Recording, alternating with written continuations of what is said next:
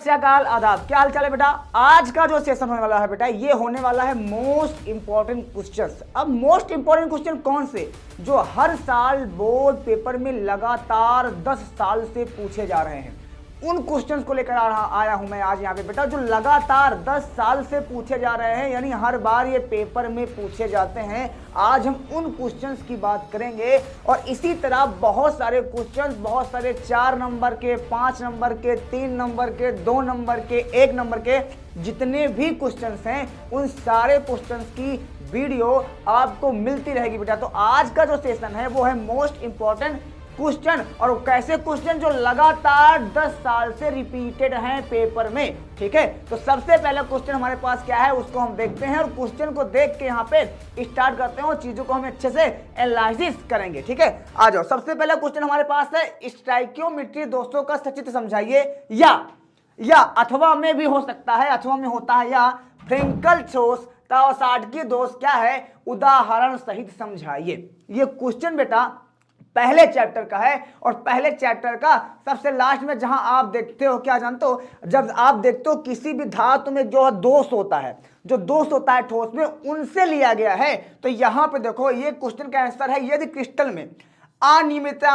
अनियमितताएं इस प्रकार की होती हैं कि इसमें धनायनों तथा ऋणायनों का अनुपात वही रहता है जो कि आणविक सूत्र द्वारा प्रदर्शित होता है, अर्थात ऐसी अनियमितताएं जिनसे ठोस की स्टाइकियोमेट्री विक्षुब्ध नहीं होती है, स्टाइकियोमेट्री दोष कहलाते हैं। इन्हें आंतरिक दोष या ऊष्मागति दोष भी कहते हैं। अब ये साइंस की लैंग्वेज है, बच्चों को समझ में कम आती है, तो इसके लिए सिर्फ इतना याद रखो, आपको पता है कि जिसकी ज्यामिति निश्चित होती है, जिसकी ज्यामिति निश्चित होती है वो क्रिस्टलीय ठोस होता है। और इस पूरे चैप्टर में हम क्रिस्टलीय ठोस के बारे में पढ़े हैं, आप क्रिस्टलीय ठोस के बारे में तो पढ़े नहीं हैं। तो क्रिस्टलीय ठोस में क्या होता है कि वहां पे देखो चीज वही का वही, जैसे रबड़ होता है, रबड़ देखने में क्या होता है, रबड़ देखने में तो लगता है कि ये ठोस है, ईंटे का आकार का है, बहुत मजबूत होगा, लेकिन असल में वास्तविक ठोस वो नहीं होता है, उसमें कुछ ना कुछ कमी पाई जाती हैं। तो उस जैसी चीजों को समझने के लिए यहाँ पे अपूर्णताएं शब्द आता है, और अपूर्णताएं मतलब होता है उसमें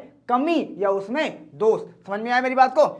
अब ध्यान सुनो, ये 2 प्रकार की होती हैं। पहला होता है फ्रेंकल दोष। फ्रेंकल दोष एक साइंटिस्ट, जितने भी दोष, अच्छा इसका एक वर्जन और है, आपकी एनसीईआरटी अगर उठा के देखो तो उसमें 4 तरह के दोष दिखाएंगे, रिक्तिका, अंतराकाशी, फ्रेंकल और साटकी। लेकिन आपको मैं आपकी जानकारी के लिए बता दूं कि रिक्तिका दोष और अंतराकाशी दोष दोनों फ्रेंकल और साटकी के ही वर्जन हैं, मतलब सेम टू सेम दोनों दोष हैं, बस दोनों में अंतर क्या है, वो अनआयनिक होते हैं और ये आयनिक होते हैं। बस इतना चीज होता है कि फ्रेंकल और साटकी ये साइंटिस्ट के नाम पे रखा गया है, ये आयनिक होते हैं। आपसे ये क्वेश्चन पूछा भी जा सकता है कि 2 आयनिक दोषों के नाम बताइए, तो वहां पे फ्रेंकल और साटकी होता है, और अनआयनिक दोषों के नाम बताइए तो वहां पे अंतराकाशी और रिक्तिका दोष आ जाता है बेटा। ठीक है, तो यहाँ पे है फ्रेंकल दोष। इस दोष की खोज रूसी वैज्ञानिक फ्रेंकल ने सन 1926 में की थी। कभी कभी क्वेश्चन ये बोलता था फ्रेंकल दोष की, फ्रेंकल दोष, भाई किताब से ही क्वेश्चन तो आएंगे ना बेटवा, तो कभी कभी ये क्वेश्चन बोल रहा है फ्रेंकल दोष की उत्पत्ति या कब उसका निर्धारण किया गया था, तो यहाँ पे सन 1926 में की थी। यह दोष समानता धनात्मक आयन के नियत जालक बिंदु से हटकर अंतराकाशीय स्थान में आ जाने से होता है। जैसे यहाँ पे है जिंक सल्फाइड, AgCl, AgBr तथा Agi मतलब सिल्वर, यहाँ पे सिल्वर क्लोराइड है, यहाँ पे सिल्वर ब्रोमाइड है, सिल्वर आयोडाइड है, इस तरह से बहुत सारे कंपोनेंट हैं। अब अगर इसको तुमको समझ में इस तरह से नहीं आया है तो इस तरह से समझो कि जैसे आपके पास एक डिब्बा है, और डिब्बा जैसे आपके पास पोजीशन है, 4 लोग हैं, जैसे आप एक गाड़ी में बैठे हो, 4 लोग जा रहे हो, बैठ के 2 लोग आगे बैठे हैं, 3 लोग पीछे बैठे हैं। 2 लोग जब बैठते हैं कि बीच में कुछ हमारे पास क्या होगा, बीच में यहाँ पे कुछ जगह होगी, तो जब ब्रेक मारता है तो पीछे वाला आके इसी बीच में घुस जाए, तो इस तरह के जब बीच में आके घुस जाता है तो जो बीच में जगह खाली है उसको बोलते हैं अंतराकाशी, और बीच में जो जगह खाली है उसको अंतराकाशी बोलते हैं। तो पीछे से वो चीज आके अंदर घुस जा रही है, तो इस प्रकार से उत्पन्न दोष को हम क्या बोलते हैं, फ्रेंकल दोष कहते हैं। दूसरा दोष इसी में बेटा है हमारे पास साटकी दोष। जैसे यहाँ पे देखो ये प्लस है, ये माइनस है, ये प्लस है, ये माइनस है, ये चीजें आगे सिर्फ यहाँ पे ये जो तुमको खाली स्थान दिख रहा है, ये चीजें जो तुमको खाली स्थान दिख रहा है वो क्या है जानते हो, वो हमारे पास है, इसको बोलते हैं हम क्या, अंतराकाशी। क्या बोलते हैं इसको, हम बोलते हैं अंतराकाशी, जहां जहां स्पेस खाली है। और अगर ये प्लस अगर इस जगह पे आ गया तो इस प्रकार से उत्पन्न दोष को हम क्या बोलते हैं, फ्रेंकल दोष बोलते हैं। साटकी दोष में क्या होता है, इस दोष की खोज जर्मन वैज्ञानिक साटकी ने करा था, सन 1930 में की थी। क्रिस्टल में यह दोष तब पाए जाते हैं जब समान संख्या में धनायन तथा ऋणायन क्रिस्टल में अपना निर्धारित स्थान छोड़ दें और जिन्हें धनायन व ऋणायन रिक्तिका कहते हैं। इस प्रकार से अगर इसमें से कोई एक प्लस या कोई एक माइनस इस कोष्टक से यानी क्रिस्टल जालक से बाहर चला जाता है तो इस प्रकार से उससे जो दोष उत्पन्न हो रहा है उसको हम क्या बोलेंगे, साटकी दोष कहते हैं। अगर बहुत अच्छे से एनालिसिस करना चाहते हो तो इसको इस तरह समझो कि जैसे आप एक टेम्पू में बैठ के जा रहे हो और अचानक से एक ड्राइवर ब्रेक मारे और ब्रेक मारने के बाद टेम्पू पूरा बंद है, टेम्पू में आप बैठे हो, आप क्या ब्रेक मारने के बाद क्या हो, आप भर से उठ के बाहर चले जाओ तो इस प्रकार से डिब्बा खाली हो गया, मतलब टेम्पू खाली हो गया। तो कुछ इस प्रकार का वर्जन ही है साटकी दोष। अगला क्वेश्चन हमारे पास क्या बेटा, उपसह संयोजक यौगिक के वर्णन सिद्धांत की अभिधारणा लिखी है। देखो ये चैप्टर बहुत इंपॉर्टेंट है, उपसह संयोजी यौगिक चैप्टर ही है ये, और इसमें एक क्वेश्चन और बहुत इंपॉर्टेंट होता है, तो वर्णन का सिद्धांत है। वर्णन का दो सिद्धांत होता है। सुनो, उन्होंने क्या किया था, उन्होंने उनके आधार पर उन्होंने जो संयोजकता होती है उसको दो प्रकार से बांटा था, एक प्राथमिक संयोजकता होती है, एक द्वितीय संयोजकता होती है। ठीक है, ये होता है, उनके नियम थे कि उनके हिसाब से दो तरह की संयोजकताएं होती हैं। दूसरी चीजें इस चैप्टर में एक इंपॉर्टेंट क्वेश्चन और आता है, इसको बोलते हैं वीवीटी, बैलेंस बॉन्ड थ्योरी। इसको भी आपको पढ़ना पड़ेगा, ये भी हर बार पेपर में पूछा गया है। समझे मेरी बात को। तो यहाँ पे वर्णन सिद्धांत की अवधारणाएं निम्नलिखित हैं।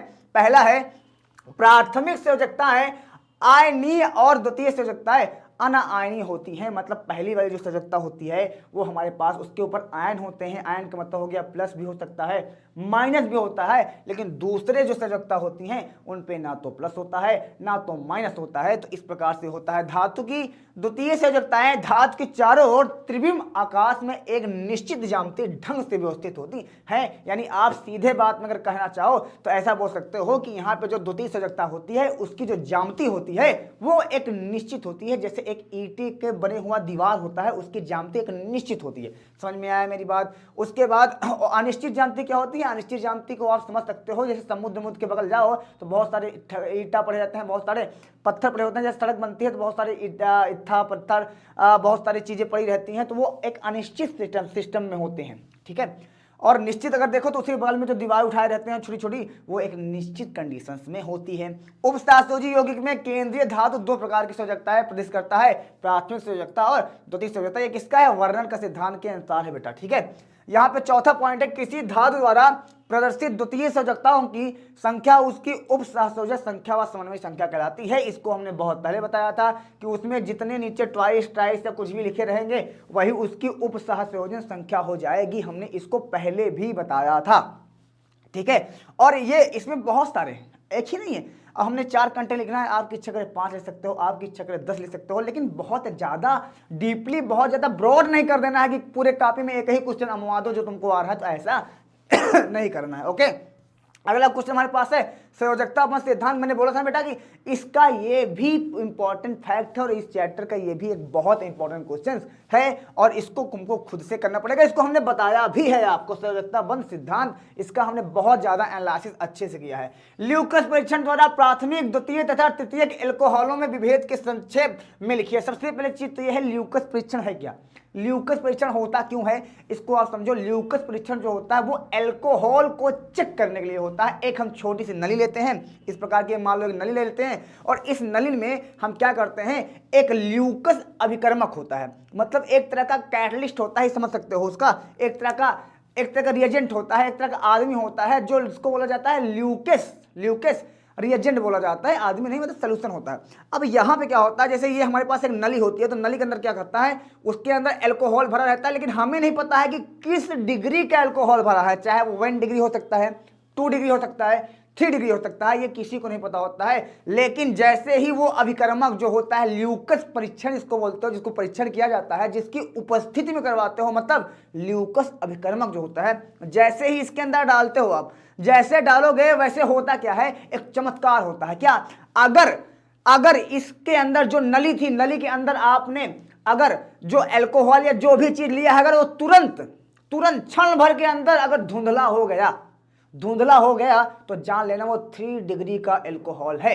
वो अगर वो तुरंत धुंधला नहीं हो रहा है, उसको धुंधला होने में 10 से 5 मिनट या 5 से 10 मिनट लगता है, तो जान लेना कि वो 2 डिग्री का अल्कोहल है। लेकिन अगर उसको धुंधला होने में 1 घंटे 2 घंटे या पूरा दिन लग जा रहे हैं, तो उस तरह से जान लेना कि वो 1 डिग्री का अल्कोहल है। तो इस प्रकार से जैसे ही उस अभिकर्मक को डालते हैं उसके अंदर, जैसे ही इसके अंदर सोल्यूबल करते हैं, वो ऑटोमेटिक अपना रिएक्टिविटी दिखाना स्टार्ट कर देता है। ठीक है, तो ये होता है ल्यूकस परीक्षण। ल्यूकस परीक्षण होता क्या है? अल्कोहल के चेक करने के लिए। ओके भैया, आगे बढ़ते हैं हम। यहाँ पे लिखा है एक प्राइमरी, सेकेंडरी तथा टर्सरी अल्कोहल। हिंदी में प्राइमरी को बोलते हैं प्राथमिक, सेकेंडरी को बोलते हैं द्वितीयक, और टर्सरी को बोलते हैं तृतीयक। तृतीयक अल्कोहल को जिसको बोलते हैं 1 डिग्री, 2 डिग्री या 3 डिग्री। ठीक है, इस तरह से अल्कोहल में विभेद करने की अत्यंत सरल विधि है, या भिन्न भिन्न अल्कोहलों की ल्यूकस अभिकर्मक सांद HCl प्लस निर्जल ZnCl2, यही होता है ल्यूकस अभिकर्मक, इसी को बोलते हैं बेटा।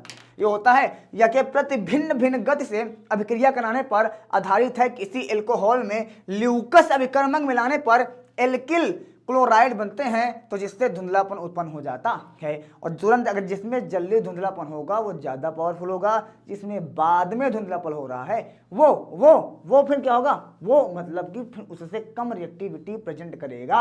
समझ में आया मेरी बात? आगे बढ़ते हैं भैया। निम्नलिखित अभिक्रियाओं में सम्मिलित समीकरण लिखिए। बेटा ये क्वेश्चन बहुत बार पूछा गया है। राइमर टीमन अभिक्रिया, राइमन टीमन क्रिया या कोल्बे अभिक्रिया या कोल्बे स्मिथ अभिक्रिया सेम टू सेम होता है, दोनों का नाम सेम है। लेकिन बच्चे क्या होते हैं ना, कभी कभी कंफ्यूजन हो जाते हैं कि क्या लिखना है क्या नहीं लिखना है, और बच्चों को बहुत सारी चीजों में प्रॉब्लम आने लगती है। तो ठीक है, यहाँ पे चेक करते हैं कोल्बे रिएक्शन। सबसे पहले कोल्बे राइमर टीमन अभिक्रिया देखते हो। देखो इसमें फिनाल की सोडियम हाइड्रोक्साइड, जिसको कास्टिक सोडा बोलते हो, सोडियम हाइड्रोक्साइड यानी NaOH की उपस्थिति में क्लोरोफॉर्म के साथ अभिक्रिया करवाते हैं। अभिक्रिया किससे करवाते हैं? क्लोरोफॉर्म के साथ। उपस्थिति किसकी होती है? NaOH की, यानी सोडियम हाइड्रोक्साइड। करवाने में बेंजीन में CHO समूह आर्थो स्थिति पर प्रवेश कर सकता है, और जिससे हम क्या बोलते हैं? राइमर टेमन अभिक्रिया कहते हैं। मतलब कुल मिला के CHO अगर बन रहा है तो क्या बन रहा है? वो बन रहा है बेंजल्डिहाइड का एक बेंजल्डिहाइड का ग्रुप तैयार हो रहा है, और जिसका नाम यहाँ पे क्या होता है? सैलिसैल्डिहाइड। देखो इसका जो नाम है ना, वो नाम बहुत फेमस है। सैलिसैल्डिहाइड किस रिएक्शन में बनता है? पहला क्वेश्चन क्या से बनेगा? सैलिसैल्डिहाइड किस अभिक्रिया से प्राप्त होता है? तो सैलिसैल्डिहाइड को हम राइमर टीमर अभिक्रिया से प्राप्त करते हैं। या सैलिसैल्डिहाइड बनाने की विधि लिखो तो राइमर टीमर में यही होता है कि फिनॉल की अभिक्रिया क्लोरोफॉर्म और सोडियम हाइड्रोक्साइड से करवा दोगे, और जैसे अभिक्रिया करवाओगे तो यहाँ पे एक मध्यवर्ती बढ़ता है, और इस मध्यवर्ती का निर्माण हो जाता है। उसके बाद फिर से हम NaOH से इसकी अभिक्रिया करवाते हैं, तो यहाँ पे क्या बन जाता है हमारे पास? ONA, इसको बोलते हैं सोडियम हमारे पास फिनॉक्साइड टाइप का एक यहाँ पे आयन बन जाता है। उसके बाद क्या होता है? लास्ट फंक्शन में सैलिसैल्डिहाइड बन के तैयार हो जाता है। और इसको भी हमने बताया है, जहाँ पे ऑल नेमिंग रिएक्शन हमने यूट्यूब में जाके चेक करोगे तो वहाँ पे हमने इसको बताया है इन डिटेल में। समझ में आया मेरी बात? आगे मैं बात करता हूँ। आगे हमारे पास है कोल्बे अभिक्रिया या कोल्बे स्मिथ अभिक्रिया। ये भी एक फिनॉल की रिएक्शन है बेटा, ये भी एक फिनॉल की रासायनिक अभिक्रिया है। अब इसमें क्या होता है? फिनॉल की अभिक्रिया हम करवाते हैं फिर से सोडियम हाइड्रोक्साइड से। वहाँ पे देखो रिएक्शन में बहुत ज़्यादा अंतर नहीं है। यहाँ पे आपने क्लोरोफॉर्म लिया है और यहाँ पे आप कार्बन डाइऑक्साइड लोगे, बस, और कुछ नहीं अंतर है। बाकी का प्रोडक्ट भी इसका मेन है, मेन प्रोडक्ट का नाम आता है सैलिसैल्डिहाइड और सैलिसिलिक अम्ल। ये दोनों ऐसे प्रोडक्ट हैं, दोनों ऐसे नाम हैं जो पेपर में कहीं ना कहीं तो ये आते हैं, हर बार आते हैं, और हर बार इसका नाम से पूछ लेगा क्वेश्चन, या इसके काम से पूछ लेगा क्वेश्चन, या इसके बनाने का प्रिपरेशन मेथड पूछ लेगा। ये एकदम क्लियर है, समझ लो मेरी बात को। तो यहाँ पे क्या होता है? इसको भी हमने इन डिटेल बताया है ऑल ऑर्गेनिक केमिस्ट्री के नेम रिएक्शन में। ठीक है, यहाँ पे OH है, फिनॉल है, फिनॉल की अभिक्रिया हम करवाते हैं सोडियम हाइड्रोक्साइड, तो यहाँ पे बन जाता है सोडियम फिनेट या सोडियम फिनॉक्साइड, जिसको बोलते हैं। ठीक है, उसके बाद कार्बन डाइऑक्साइड की रिएक्शन करवाते हैं और यहाँ पे इसको अम्लीय माध्यम में क्या कर देते हैं, इसका अपघटन करवा देते हैं, तो हमको क्या प्राप्त हो जाता है, सैलिसिलिडी अम्ल, जिसका एक नाम और होता है 2 हाइड्रोक्सी बेंजोइक अम्ल। समझ में आया मेरी बात, 2 हाइड्रोक्सी बेंजोइक अम्ल। और अगला क्वेश्चन इसी तरह हम देखते हैं बेटा, हमारे पास है डीकन विधि। देखो ये चैप्टर जो है पी ब्लॉक, मैं पहले चैप्टर्स को बहुत अच्छे से एनालिसिस कर दे रहा हूं कि तुमको कैसे पढ़ना है, क्या क्या पढ़ना है, क्योंकि अब आपके पास टाइम नहीं है फालतू चीज़ों के लिए। अब फालतू चीज़ें ना फालतू बात करने के लिए, अब वही पढ़ाई करना है जिससे हमारे क्वेश्चंस को फंसे। अब हम बहुत जल्द 5 नंबर, 3 नंबर, 4 नंबर, 2 नंबर के पूरे क्वेश्चंस को लेकर आने वाला हूं, जिससे तुम्हारी सारी प्रॉब्लम्स को मैं यहां खत्म करूंगा। और आज के सेशन में हम जो बात करेंगे कैसे आप केमिस्ट्री के न्यूमेरिकल को सॉल्व करोगे, और बहुत सारे इंपॉर्टेंट न्यूमेरिकल को मैं करवाऊंगा भी। समझ में आया मेरी बात। तो यहां पे देखो, डीकन विधि द्वारा क्लोरीन के औद्योगिक निर्माण का सचित्र वर्णन कीजिए, इसकी अमोनिया के साथ अभिक्रिया लिखिए, आवश्यक रासायनिक समीकरण भी लिखिए। इसको भी हमने बताया है, पी ब्लॉक चैप्टर है, बहुत इंपॉर्टेंट क्वेश्चन है बेटवा, ये जान लेना। और एक हमारे पास और है, अमोनिया के निर्माण की प्रयोगशाला विधि का वर्णन कीजिए, या उसकी कॉपर सल्फेट बिंदु पर क्या क्रिया होती है। ये क्वेश्चन सेम टू सेम होती है। देखो क्वेश्चन सेम है, पैटर्न सेम है, लेकिन बच्चों को थोड़ा सा प्रॉब्लम हो जाती है समझने में कि वो दूसरा बोला। नहीं बच्चा, अमोनिया का निर्माण ही बोल रहा है, तो अमोनिया का निर्माण ही तुमको करना है, इसके अलावा कुछ नहीं करना है, इसके अलावा कुछ नहीं करना है। अगला यहाँ पे आओ, एल्डिहाइड बनाने की 2 विधियां रासायनिक समीकरण देते हुए लिखिए तथा टॉलन अभिकर्मक एवं फेलिंग विलियन के साथ इसकी रासायनिक अभिक्रिया लिखिए। देखो सबसे पहले चीज़ें तो फेलिंग अभिक्रिया में एल्डिहाइड का होता है, तो इसमें एसीटोन का होता नहीं है, कीटोन का होता नहीं है, तो टॉलन अभिकरण में दोनों हम करवा सकते हैं। तो ऑक्सीकरण देखो, सबसे पहले अगर एल्कोहल का हम ऑक्सीकरण अगर करवा देते हैं, एल्कोहल के ऑक्सीकरण जो करवाएंगे तो हमको क्या मिलता है, वहाँ पे एल्डिहाइड का निर्माण होता है। किसका, एल्डिहाइड का निर्माण होता है। और इसका भी प्रिपरेशन मेथड हमने बताया है आपको, आप जाके चेक कर सकते हो। एल्डिहाइड, कीटोन एंड कार्बोक्सिलिक में आप देखोगे तो हमने इसका प्रिपरेशन मेथड बताया है। अब ऑक्सीकरण का मतलब होता क्या है, देखो अगर हम यहाँ पे O को जोड़ रहे हैं, ये हमारे पास ऑक्सीकारक है K2Cr2O7, और यहाँ पे शांत सल्फ्यूरिक अम्ल है। यहाँ पे होगा क्या, ध्यान सुनिए, बाकी कुछ चीज़ों को ध्यान, ऑक्सी अगर यहाँ पे O लिखा है इसका मतलब है ऑक्सीकरण हो रहा है, और ऑक्सीकरण का मतलब होता है ऑक्सीजन का जुड़ना, हाइड्रोजन का निकलना, या हाइड्रोजन आप निकालो या ऑक्सीजन जोड़ो, दोनों में किसी एक को करो, चाहे जिसको चाहे आप हाइड्रोजन को निकाल दो और चाहे ऑक्सीजन को जोड़ दो, दोनों करोगे तब ऑक्सीकरण होता रहेगा। तो यहाँ पे क्या होता है, ध्यान सुनिए, यहाँ से एक H, यहाँ से एक H, 2 H बाहर हो जाते हैं। समझ गए मेरी बात को। यहाँ देखो हमारे पास क्या है, हमको बनाना क्या है, एल्डिहाइड CH3CHO बनाना है। तो क्या करते हैं, यहाँ पे यहाँ से 2 H है, यहाँ देखो हमको क्या फॉर्म लेना है, C, एक H और एक O चाहिए, एक H और एक O चाहिए। तो हम क्या करेंगे, यहाँ से 2 अगर H निकाल देंगे हम, तो हमको इस वाले फॉर्म में मिल जाएगा। भाई ये CH3 एज इट इज यहाँ पे है, कार्बन है, कार्बन है। यहाँ पे कितने H ज़्यादा हैं इससे, भाई ये हमको चाहिए ना, यहाँ पे भाई हमारे पास 2 H ज़्यादा है, 2 H को निकाल दो। ऑक्सीजन हमारे पास ये हो गया हमारे पास, और जल बाहर निकल चुका है। भाई ऑक्सीकरण करवा रहे हो तो हाइड्रोजन निकालो, ऑक्सीजन तुम्हारे पास सही है। ऑक्सीजन जब ऑक्सीकरण करवा रहे हो तो ऑक्सीजन आपके पास रेल है, जाए इतना लगाओ, कोई दिक्कत नहीं है। और यहाँ पे आप ऑक्सीजन लगा देते हो तो आपका काम बन जाता है। अगला है यहाँ पे दूसरा मेथड, एसीटल्डिहाइड बनाने की विहाइड्रोजनीकरण विधि। विहाइड्रोजनीकरण का मतलब क्या होता है, अगर हाइड्रोजनीकरण होता तो हाइड्रोजन का जुड़ना होता है, और अगर विहाइड्रोजनीकरण हो जाए तो हाइड्रोजन का निकलना। तो सिंपल फॉर्म है क्या, एक हाइड्रोजन यहाँ से निकाल दो, एक हाइड्रोजन यहाँ निकाल दो, दोनों हाइड्रोजन यहाँ से निकल चुकेंगे और 2 हाइड्रोजन यहाँ से निकलेंगे, तो बस ये कार्बन का यहाँ से एक बॉन्ड खाली होगा, ये वाले ऑक्सीजन का बॉन्ड यहाँ से खाली होगा, दोनों डबल बॉन्ड बना लेंगे, और यहाँ पे डबल बॉन्ड बन चुका है। और इस प्रकार से हमारा एल्डिहाइड बन के यहाँ पे संपन्न हो जाएगा। आगे आते हैं बेटा, नेक्स्ट पे आते हैं, आगे चेक करते हैं। हीलियम, नियान तथा आर्गन के उपयोगिता लिखिए। तो भैया हीलियम के उपयोग गुब्बारों एवं वायुयान के टायरों आदि में भरने के काम आती हैं। इसका ऑक्सीजन के साथ मिश्रण गोताखोर द्वारा सांस लेने में काम आता है। भोज्य पदार्थों के संरक्षण में बहुत कम ताप पर उत्पन्न करते हैं। ठीक है, नियान का उपयोग क्या होता है? विज्ञापनों में, साइन बोर्डों तथा वायुयान के प्रकाश में होता है, ग्रहों में होता है, टेलीविजन के रेडियो एवं फोटोग्राफ में होता है, वनस्पति उद्यान तथा ग्रीन हाउस में होता है। आर्गन का उपयोग कहाँ पे होता है बेटा? नियान के साथ होता है। इसका मिश्रण चमकने वाले विज्ञापनों में काम आता है। और आर्गन आर्क का उपयोग एल्युमिनियम तथा स्टेनलेस स्टील को जोड़ने में किया जाता है। और अगला क्वेश्चन हमारे पास है, अक्रिय गैस के दो प्रमुख विशेषताएं लिखिए। तो दो हमने यहाँ पे चार लिख दिया है, ये रंगहीन, गंधहीन तथा स्वादहीन होते हैं। इनका ना तो कोई रंग होता है, ना तो कोई गंध होता है, और ना तो कोई स्वाद होता है। तो ये सब कुछ ही नहीं है, इनके पास कुछ नहीं है। ठीक है, आगे है, इनकी संयोजकता शून्य होती है और इनका आयनन विभव अधिक होता है। और इस प्रकार से हमारे ये बहुत इंपॉर्टेंट जो क्वेश्चन है, यानी मोस्ट रिपीटेड क्वेश्चन जो है, और 10 ईयर्स के यहाँ पे संपर्क। अब मैं क्वेश्चन को इस प्रकार से वेरीफाई करूंगा कि 5 वाले क्वेश्चन अलग होंगे, 4 नंबर वाले क्वेश्चन अलग होंगे, और 2 नंबर वाले क्वेश्चन अलग होंगे। और एक वीडियो में पूरे क्वेश्चन को हम इस तरह जोड़ देंगे कि उसको पढ़ने के बाद तुम्हारा एकदम सिस्टम बन जाएगा अच्छे से, मस्त से। और आप लोगों के लिए ही मेहनत करते आ रहे हैं बेटा।